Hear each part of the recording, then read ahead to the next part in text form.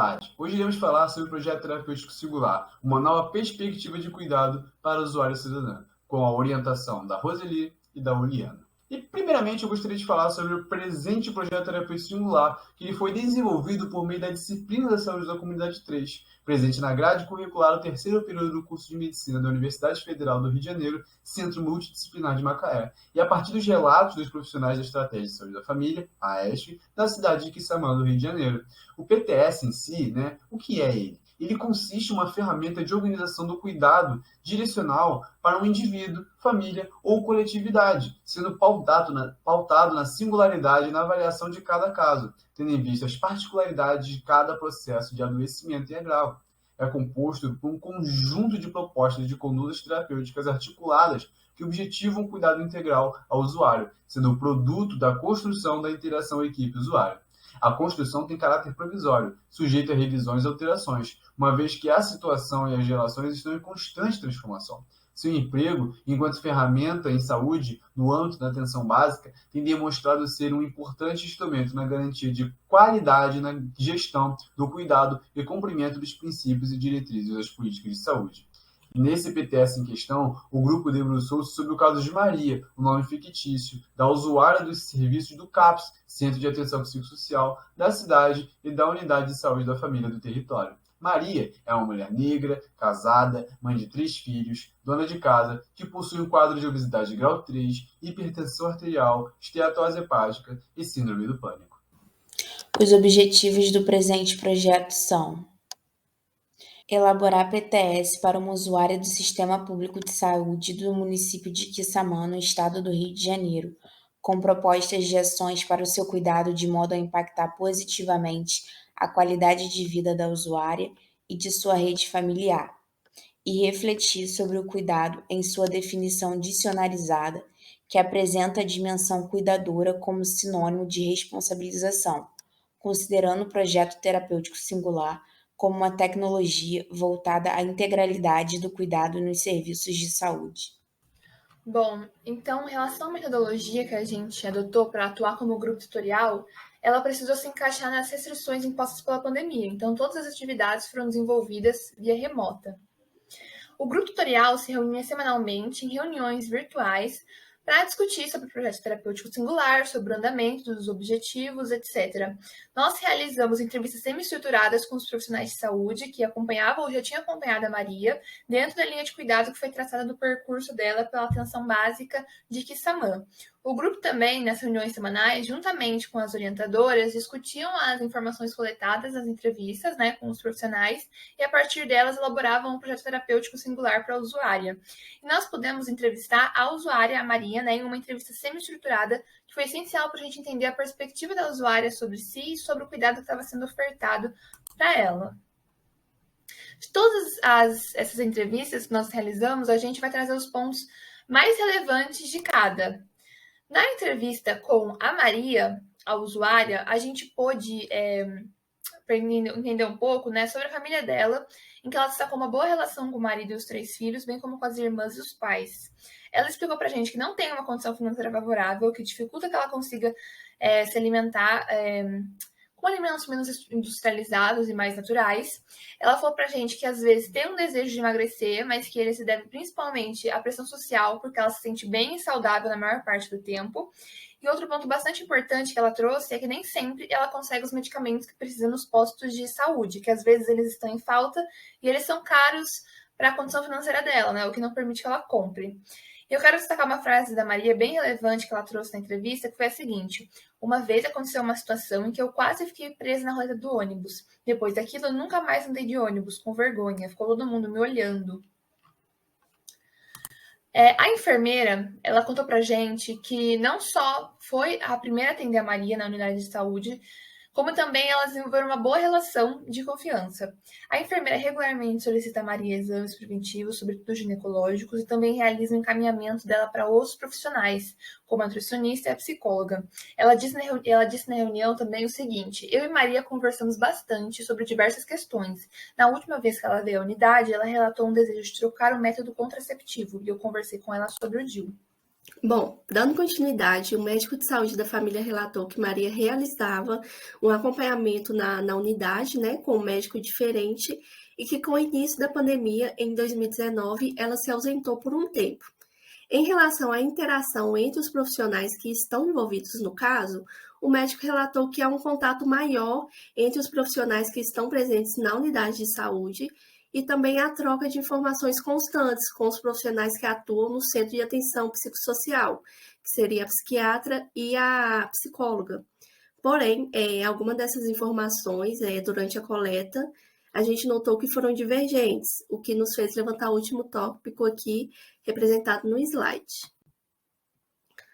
Bom, a nutricionista relatou que foi executado um plano de reeducação alimentar priorizando os alimentos menos industrializados.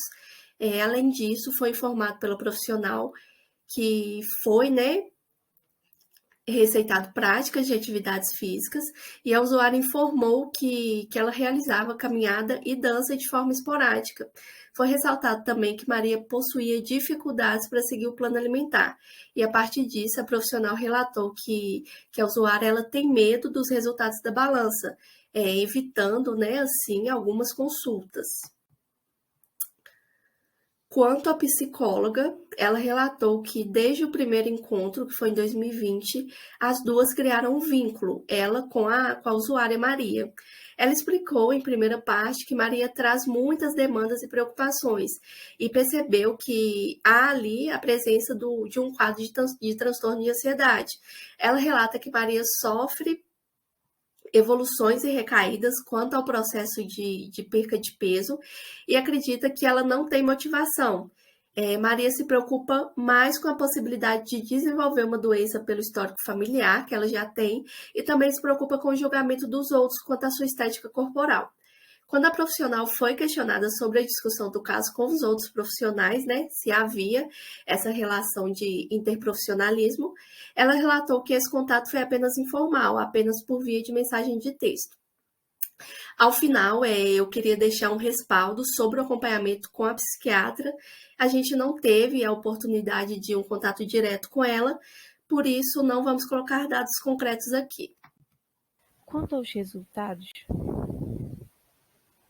o grupo resolveu elaborar uma história em quadrinhos para ilustrar aos profissionais as informações obtidas, além de ser uma forma também lúdica para a boa compreensão da própria usuária.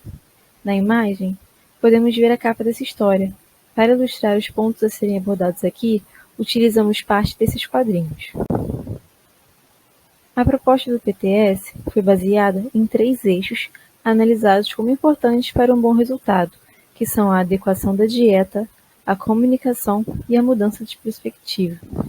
Um dos pontos de maior dificuldade relatados pela usuária foi o de seguir a dieta elaborada pela nutricionista, como ilustrado no quadrinho à esquerda. Pela explicação de Maria, muitos alimentos são de elevado custo, o que impossibilita o consumo, visto que a renda da família é extremamente limitada. Além disso, ela precisava preparar 2 tipos de refeições distintas, pois sua família não aderiu à dieta junto a ela, como podemos ver no quadrinho à direita. Como solução, indicamos que fosse elaborada uma dieta com alimentos a preços mais acessíveis, de fácil preparo e que toda a família pudesse aderir. Outro ponto importante que o grupo pôde perceber após a entrevista com os profissionais de saúde envolvidos, no caso de Maria, foi a falta de comunicação entre eles. Por exemplo, o médico da família foi transferido para outra unidade durante a pandemia, como indicado nos 2 primeiros quadrinhos. Já a psiquiatra atendia em outra unidade, conforme apresentado no quadrinho à direita. Esse deslocamento físico dificultou a comunicação efetiva entre os profissionais. Até mesmo aqueles que atuavam na mesma unidade de saúde pouco conversavam sobre o quadro de Maria. Portanto, sugerimos que os profissionais encontrassem uma forma de melhor comunicação para que todas as informações sobre a usuária fossem compartilhadas e assim o tratamento fosse mais efetivo. A mudança de perspectiva no projeto terapêutico da usuária nos mostrou, no desenvolvimento desse trabalho, que se ela tivesse tido uma abordagem biologicista e fragmentada quando deu entrada na unidade de saúde da família do Carmo, as suas condições de saúde poderiam ter piorado ao longo do tempo. Na área da saúde, inúmeras vezes a gente tem contato com doentes que já chegam nesses locais com fardos e dores físicas e emocionais. Quando eles não recebem uma escuta acolhedora, aquele quadro apresenta grandes chances de piorar. Assim, nós percebemos no desenvolvimento do trabalho a importância da disposição das linhas de cuidado em saúde para atender todos os corpos, sem distinções, de modo que a gente consiga superar que essa entrada nas unidades de saúde sejam marcadas de imediato pela patologização dos corpos de maior volume, de modo que a gente não resuma o processo terapêutico exclusivamente ao emagrecimento. Assim como no caso da Maria, é preciso constatar que existem diversos parâmetros para avaliar a saúde, além do excesso da gordura corporal, como exames bioquímicos, predisposição genética, fatores endócrinos, hábitos de vida. Com isso, nós percebemos a relevância de uma abordagem da obesidade como multifatorial, para que a gente consiga contemplar o indivíduo como um todo, conforme foi descrito por Debbie Bourgois, em Saúde em Todos os Tamanhos. É necessário compreender que os estigmas e olhares imputados sobre os corpos gordos, os quais atribuem culpa ao peso como relaxamento, excesso, preguiça, negligenciam as queixas em saúde dessas pessoas. Com isso, elas perdem o direito de ter acesso à saúde, elas perdem o direito de um atendimento médico. Dessa maneira, nós vemos ao longo dessa atividade com a usuária uma transformação da assistência em saúde fragmentada em detrimento de uma perspectiva de atenção integral, de modo a preconizar as múltiplas dimensões dos sujeitos. Bom, agora falando um pouco sobre a conclusão desse trabalho, podemos evidenciar o conceito de atenção básica em saúde. A atenção básica em saúde pode ser considerada como um atendimento inicial em uma unidade básica de saúde. Ela tem o objetivo de orientar sobre a prevenção de doenças, solucionar os possíveis casos de agravos e direcionar os mais graves para os níveis de atendimento superiores em complexidade. Ou seja, podemos evidenciar e concluir que a atenção básica ela funciona, portanto, como um filtro, capaz de organizar o fluxo dos serviços das redes de saúde, dos mais simples aos mais complexos. E também a gente pode entender como outro conceito de atenção básica, que ela é um conjunto de ações de saúde individuais, familiares e coletivas, que envolvem promoção, prevenção, proteção, diagnóstico, tratamento, cuidados paliativos por meio de práticas de cuidado integral e gestão qualificada.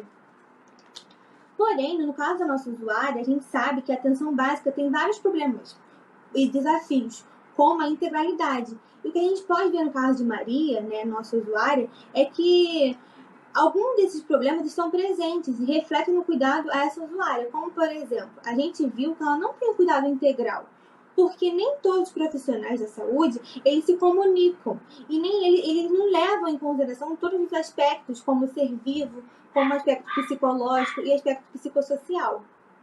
As individualidades dela não são respeitadas. E esses fatores não se configuram como um cuidado integral, e isso é um desafio na atenção básica em saúde.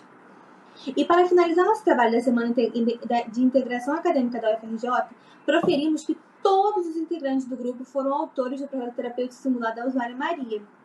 Cada um conspirou e cooperou para que o trabalho fosse construído em equipe e coletivamente, juntamente com a cooperação e ajuda das nossas orientadoras, Uliane e Roseli.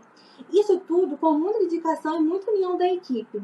E ao decorrer da montagem do PTS, tivemos 2 alunas que fizeram a entrevista inicial com a usuária, uma integrante do grupo que participou ativamente como entrevistadora da psicóloga da usuária e 2 alunos que fizeram respectivamente a entrevista com a nutricionista e enfermeira da mesma. Aqui estão nossas referências. Bom, e aqui finalizamos nosso trabalho em equipe. Obrigada a todos pela atenção.